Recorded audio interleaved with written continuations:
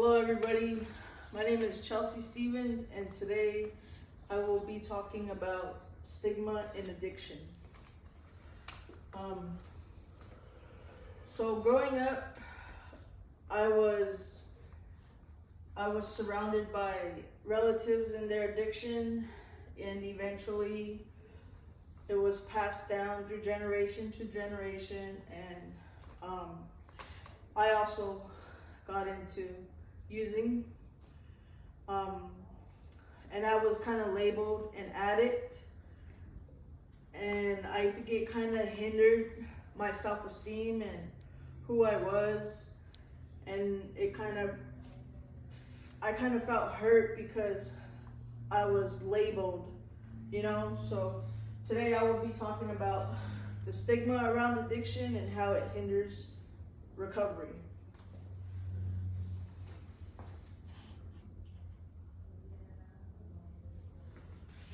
So every day, 250 Americans die from drug overdoses.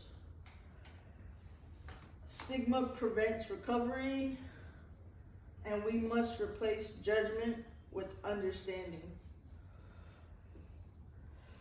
So I wanted to show you that addiction is not a moral failing, and that stigma does hinder recovery, and that every single one of us has the power to help end the silence.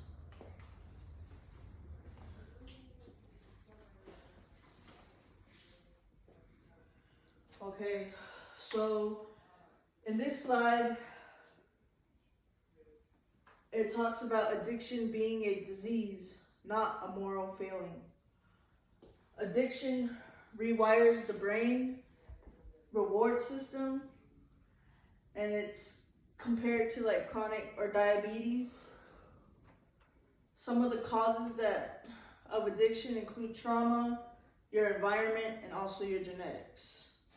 So right here, there's a picture of the D2 receptors that are lowered in addiction. This first one's cocaine.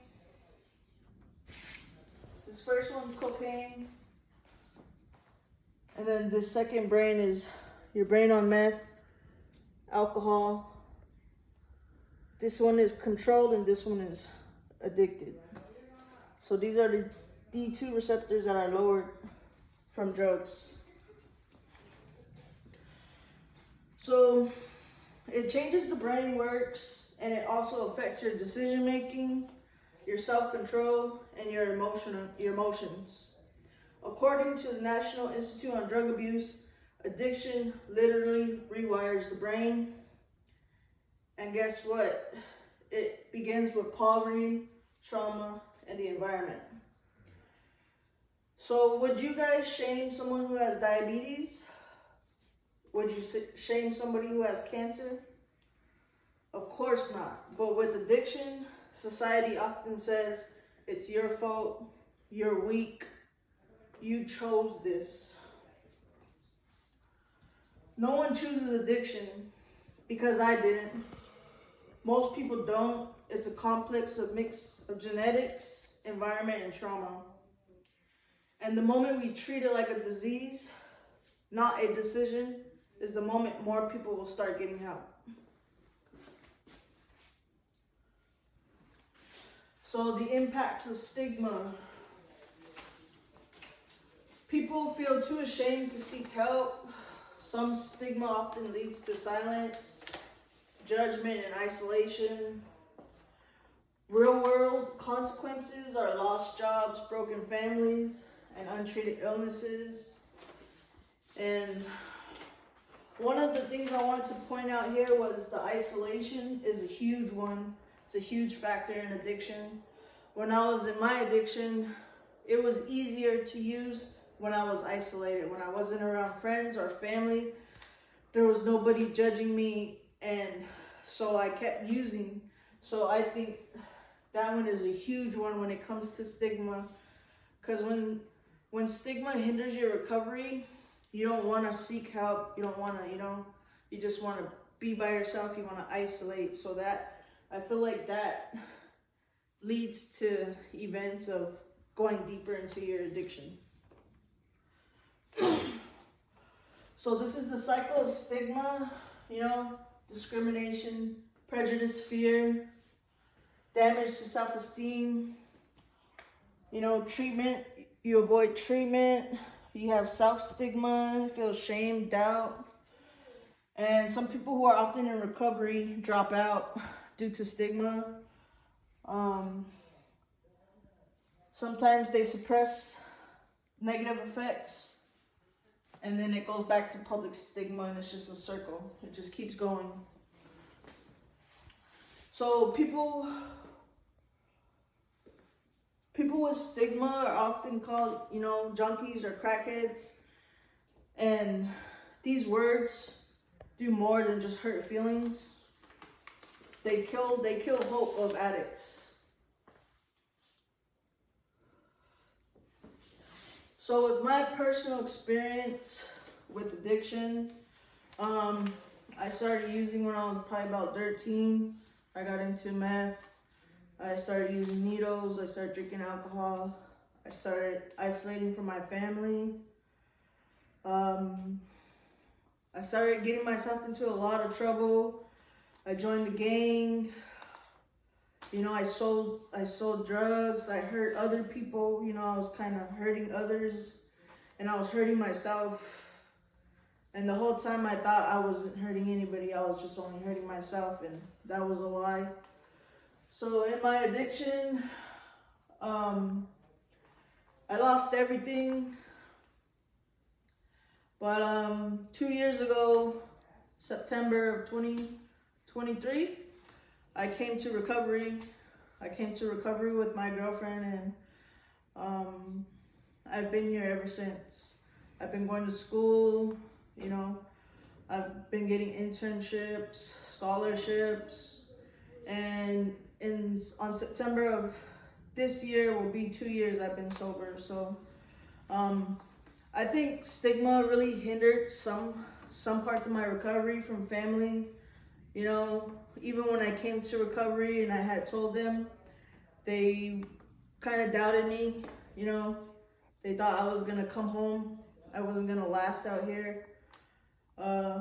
It takes a lot, when you feel that from your own friends and family, and just kind of being labeled and using words, that hinders our spirit in recovery. So, now here's a before and after picture when I used to do drugs and I was in the gang. You can tell I was skinny. I didn't have nourishment, and now this is me today. I'm all chubby. I got some good food in me, and so with the next one, words matter. Words matter in recovery, and to people who are in recovery, are fresh in. So the hurtful language that can be used is like junkie or crackhead. More respectful language is a person in recovery or an individual with a substance abuse disorder. Always to make sure you're using first person language when you have a loved one or, a friend that's in recovery or addiction, These are often said.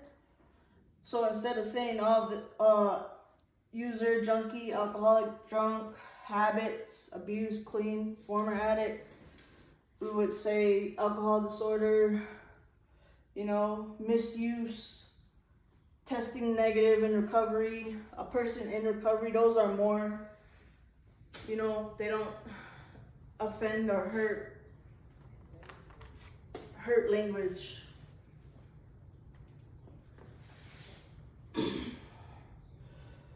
So research shows that people who feel stigma are less likely to seek treatment. Some are afraid of losing their jobs, their kids, or being rejected by family and friends. So they choose not to ask for help. And There was also moments when I didn't want to ask for help because I was too ashamed. So stigma does turn addiction into a secret, and I feel like secrets can be deadly, you know? We don't need judgment, we need more understanding. So how can you help? Speaking up when you hear harmful language. Every time you hear someone say he's a junkie, you can challenge it. Every time someone jokes about rehab or relapsing, you can educate them. Every time you listen to someone's story instead of judging, you can create a safe space. So words matter. You can also support recovery programs and you can donate. Just basically being a safe space or a safe person for someone to come to.